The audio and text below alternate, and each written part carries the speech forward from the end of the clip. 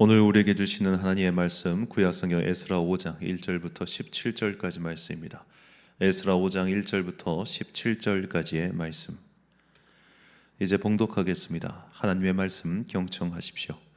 그때 학계 예언자와 이도의 아들 스가랴 예언자가 자기들이 받들어 섬기는 이스라엘의 하나님의 이름으로 유다와 예루살렘에 사는 유다 사람들에게 예언을 하기 시작하였다. 같은 때에 스알디엘의 아들 수룹바벨과 요사닥의 아들 예수아가 예루살렘에 있는 하나님의 성전 건축 공사에 착수하였다. 하나님의 두 예언자도 그들을 도왔다.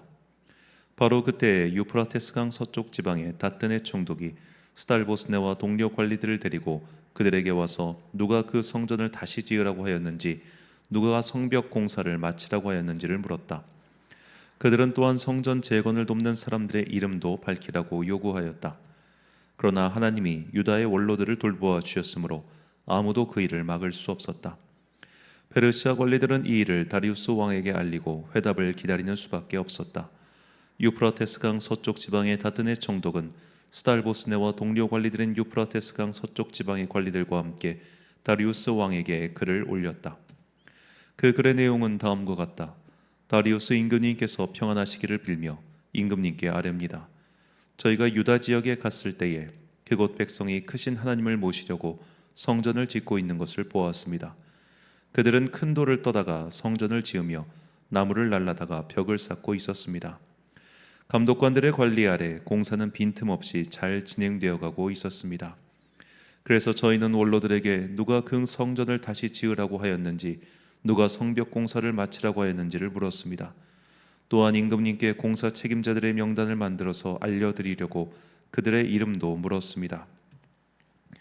그들이 우리에게 한 대답은 다음과 같습니다.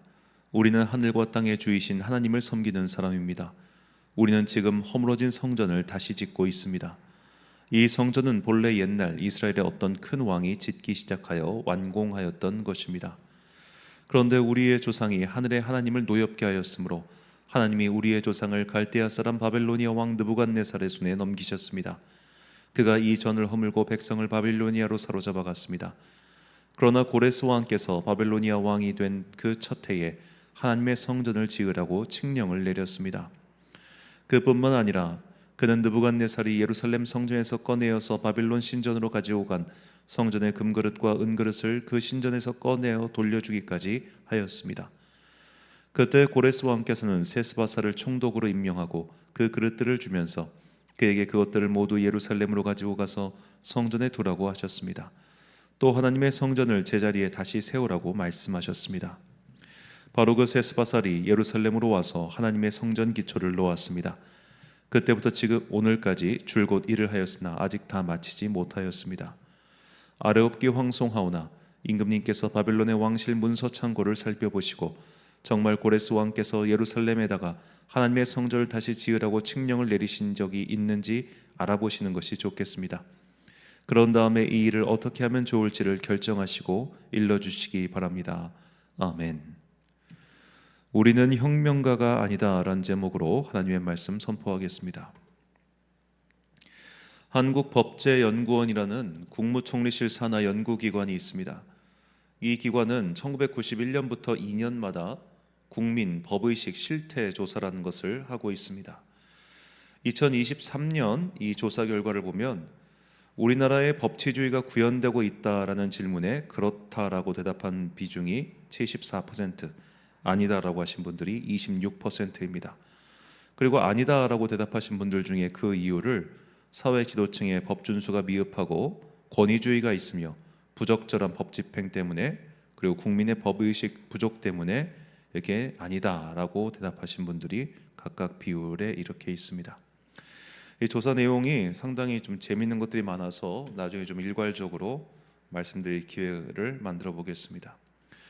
그리고 이 실태조사 설문조사 중에서 양심에 어긋나는 법도 준수해야 하는가라는 질문에 그렇다라는 대답이 55%, 모르겠다라는 대답이 20%, 또 아니다라고, 그러니까 지키지 않아도 된다라는 대답이죠. 그 대답이 25%였습니다.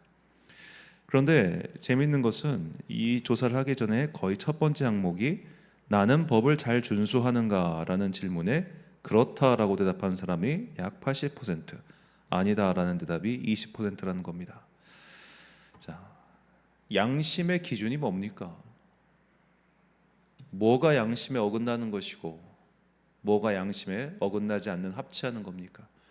양심이라는 건 사실 측정할 수도 없고 문화별로 다르고 상황별로 다릅니다. 문화별, 상황별 다른 기준을 법이라고 할 수는 없겠지요. 법은 모두에게 공평하게 적용되어야 되는 것 아니겠습니까? 근데 양심의 기준에 맡겨버리는 순간 법이라는 것은 없어져 버려요. 그리고 나는 법을 잘 지킨다라고 생각하는 사람들이 80%가 넘습니다. 그 말인즉 모두가 사실 대다수의 사람들이 나는 꽤나 양심적이고 나는 꽤나 법을 잘 지키는 사람이야라고 스스로 생각하고 있다는 거예요. 그러니까 파스칼이라고 하는 철학자가 말하는 것처럼 이 세상 모든 사람들은 자기가 상식적이라고 생각합니다. 그러니까 인간은 기본적으로 내가 잘못 생각할 수도 있어, 내가 틀릴 수도 있어, 내가 좀 불완전해, 내가 좀 부족하지 않을까? 이런 생각보다는 나는 꽤나 괜찮은 사람이야 라고 생각하고 산다는 거예요. 거울 효과라는, 이걸 뭐라고 하더라, 일종의 자기 체면 효과 같은 건데, 우리가 내 얼굴을 거울에서 자주 보다 보면 익숙해지잖아요. 그러면은 뭐 이 정도면 괜찮네라는 생각을 한다고요. 그러다가 이제 특히 이제 저처럼 화면에서 제 얼굴을 보면은 또 이렇게 화면에서 자기 얼굴 보면서 말하거나 행동하는 거 보면은 왜 말을 저렇게 하지? 왜 표정이 저렇지? 이런 그 자기 약간 반성, 소위 말해 현타 온다는 표현을 많이 쓰는데 그런 일이 생기죠. 그러니까 사람들은 대부분 자기의 객관적인 모습을 볼 기회가 없기 때문에 스스로에 대해서 굉장히 관대합니다. 그러니까 내 양심에 따라서 때로는 법을 어기는 것도 개의치 않는 게 사람의 모습이라는 거죠. 자, 이런 특성은 어느 사회과학자가 얘기했던 것처럼 또 우리나라의 특수한 상황 때문에 그럴 수도 있습니다. 그러니까 우리나라는 그러니까 20세기 들어서서 일제 강점기와 그리고 연이어서 독재 정권 혹은 군부 정권의 시대를 거쳤잖아요. 그러니까 약 한 80년 이상, 근 한 100년 가까이를 법을 지키는 것이 오히려 저 사람들을 돕는 거야 라고 하는 인식 속에서 살아왔습니다. 그러니까 법을 지키는 게 잘하는 게 아니라 법을 잘 지키는 사람은 오히려 저 일제 세력에 동조하는 사람, 법을 잘 지키는 사람은 저 독재 정권에 동조하는 사람, 이런 식으로 해석될 수도 있었기 때문에 우리가 자연스럽게 어찌 보면 법을 잘 지키는 것에 대해서 그닥 큰 의미를 두지 않았다는 것이죠. 그래서일까요? 한국 교회도 뭐 예전과 많이 달라졌습니다만 그렇게 법을 잘 준수하는 것에 대해서 큰 의미를 두지 않습니다.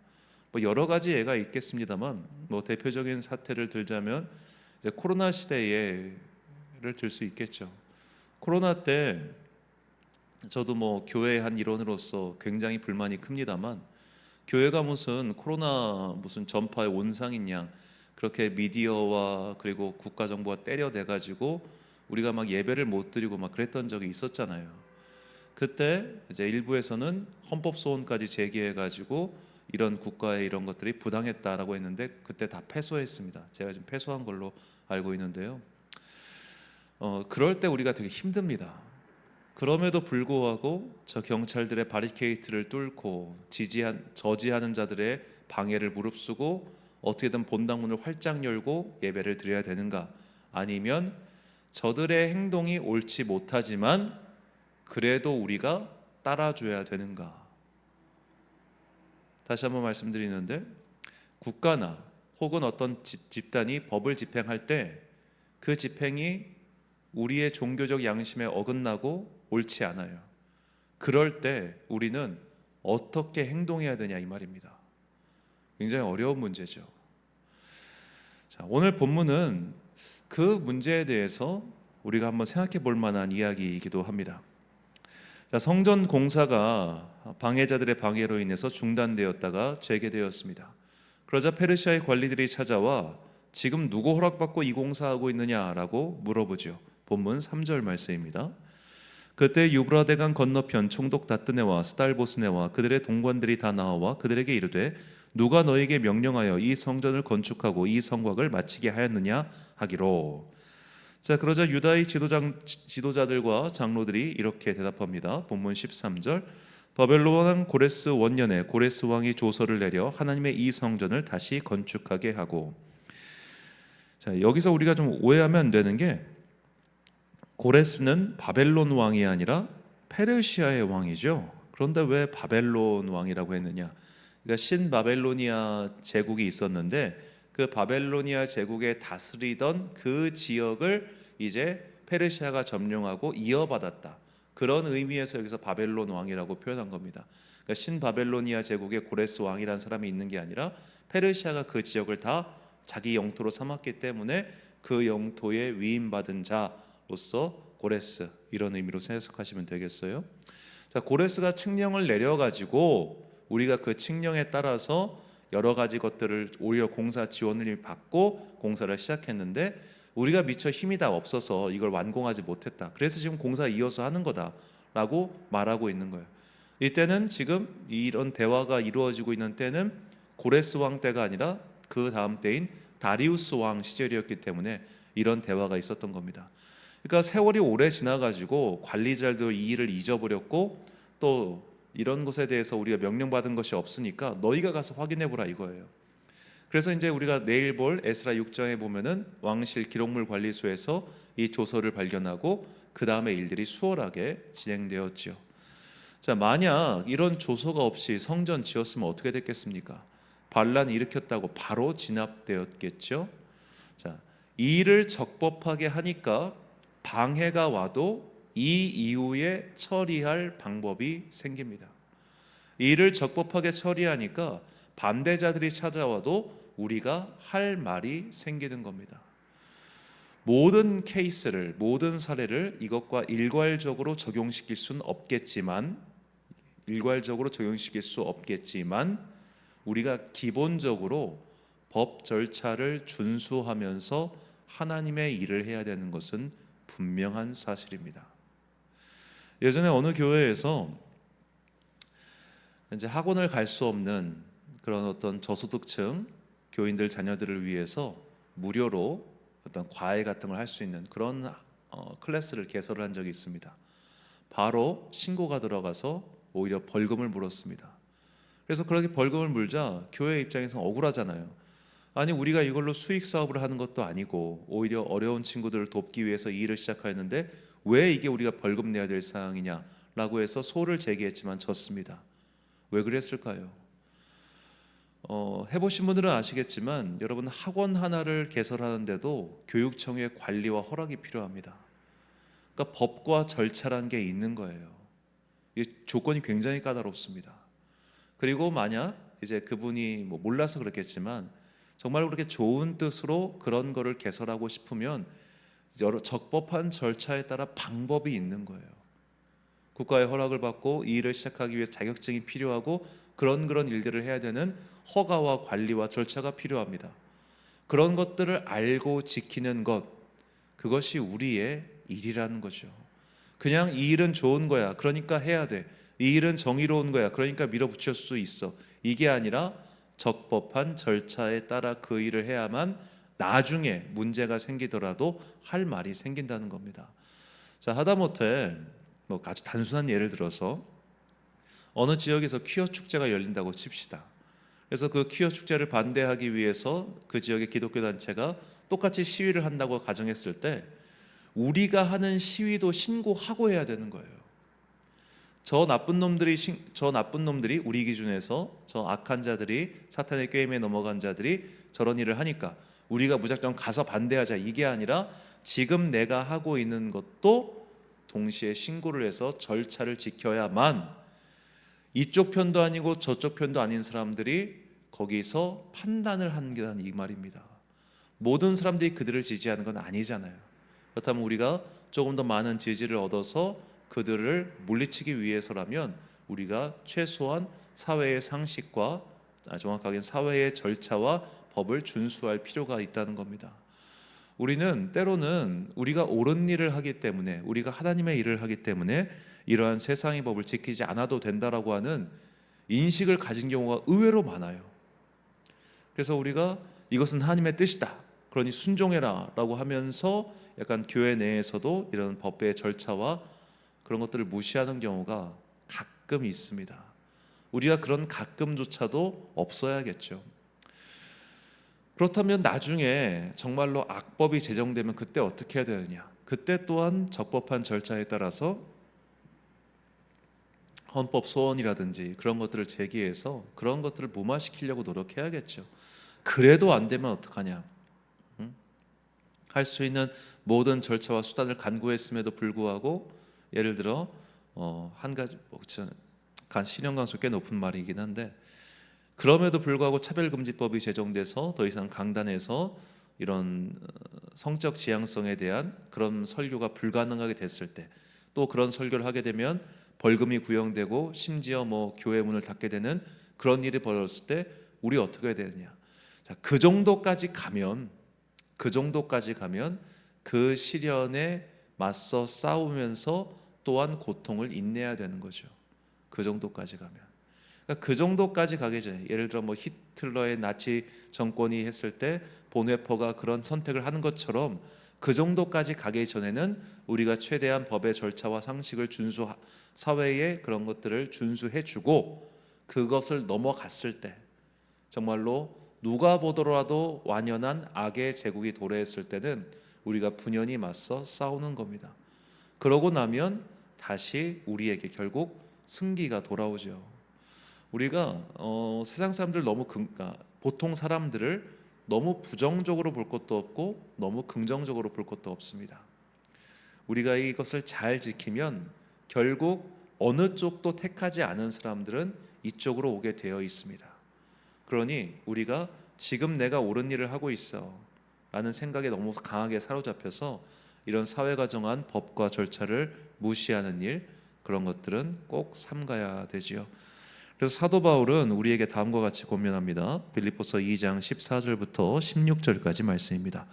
모든 일을 원망과 시비가 없게 하라. 이는 너희가 흠이 없고 순전하여 어그러지고 거스르는 세대 가운데서 하나님의 흠없는 자녀로 세상에서 그들 가운데 빛들로 나타내며 생명의 말씀을 밝혀 나의 다름질이 헛되지 아니하고 수고도 헛되지 아니하므로 그리스도의 날에 내가 자랑할 것이 있게 하려 함이라. 아멘.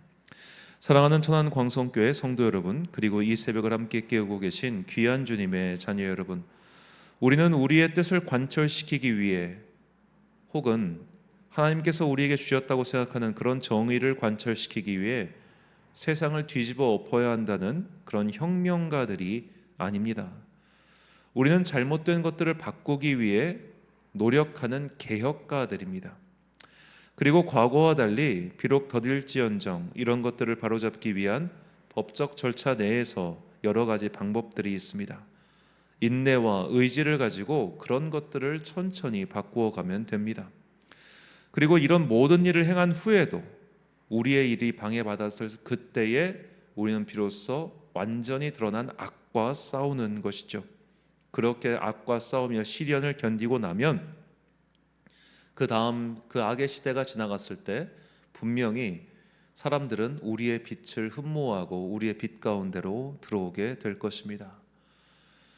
우리가 그 시대를 정확히 분별하는 것도 중요하겠지만 일단은 그런 정도까지 오기 전에는 가능한 이 법과 절차를 잘 준수함으로써 아직 이쪽과 저쪽 그 어느 쪽도 택하지 않은 사람들이 예수 그리스도의 그 흠모할 만한 빛으로 들어오게 되는 것, 그것을 우리가 추구해야겠죠.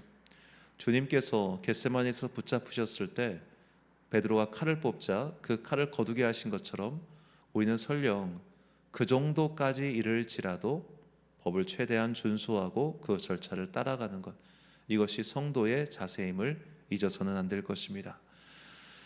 우리는 세상을 뒤엎는 사람들이 아니라 세상을 변화시키기 위해서 노력하는 사람들입니다.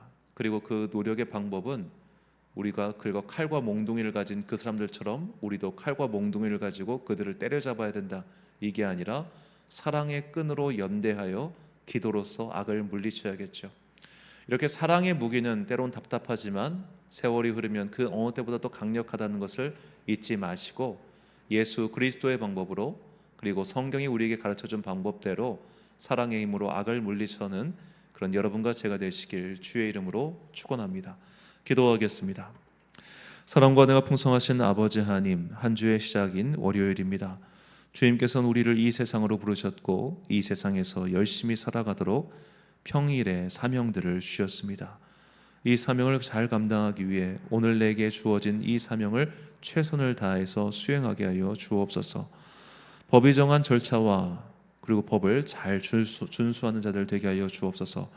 악법이 제정되기 전까지 법을 잘 준수하고 제정된 악법에 대해서는 또한 절차 내에서 그 악법을 물리칠 수 있는 지혜를 허락하여 주옵소서. 또한 우리가 인내로서 이 싸움을 끝까지 경주할 수 있도록 우리에게 성령의 충만한 은혜를 내려주사 악한 세상 가운데서도 선한 길을 따라서 올곧게 걸어가는 주의 자녀들 되게 하여 주옵소서. 각자의 업무를 시작하는 이날 주님께서 일하는 모든 사람들에게 지혜와 능력 주셔서 세상 속에서 그리스도의 빛을 밝히는 주의 자녀들 되게 하여 주옵소서. 이 모든 말씀 오늘도 우리와 함께 하시는 거룩하신 예수 그리스도의 이름으로 기도드립니다. 아멘. 오늘의 기도 제목입니다. 선한 일도 법과 절차를 따라야 합니다. 그래야 당장은 더디더라도 나중이 편합니다. 인내와 지혜로서 하나님의 일을 이 땅에서 실천할 수 있는 주님의 사람들이 될 수 있도록 기도하십시오. 오늘 주신 기도의 제목 가지고 기도와 묵상에 힘쓰는 하루 되시길 바랍니다. 기도하겠습니다.